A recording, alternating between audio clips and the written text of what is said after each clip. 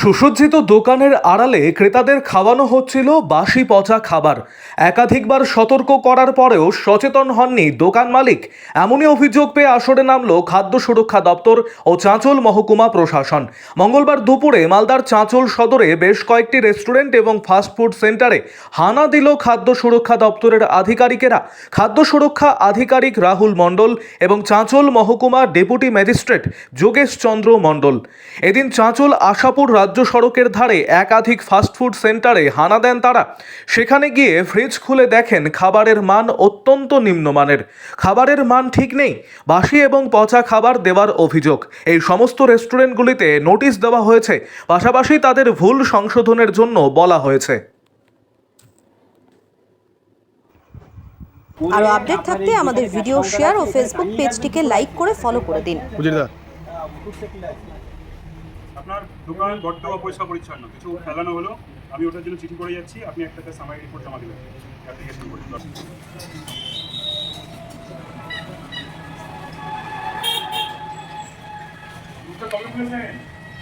দিদি কি বলছে?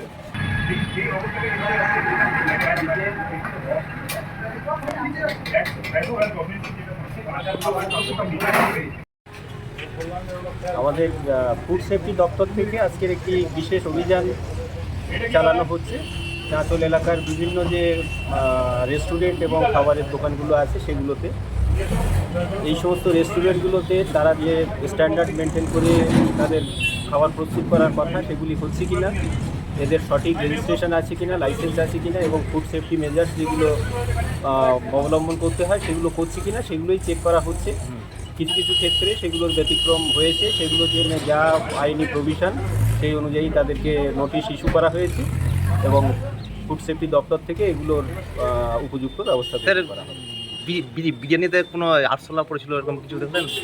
হ্যাঁ, কিছু কন্টামিনেটেড বিরিয়ানির যে সামগ্রী ছিল সেগুলো আমরা বাজেয়াপ্ত করে দিয়েছি এবং কিছু কিছু কন্টামিনেটেড যে খাদ্যদ্রব্য যেগুলো ছিল সেগুলোও আমরা বাজেয়াপ্ত করেছি। এটা শুনলাম না, অন্য কিছু পড়েছিল, আরশোলা কিনা সেটা ঠিক বলছি না, ওর সে খাওয়ার উপযুক্ত নয় বলে আমরা সেটাকে বাতিল করি।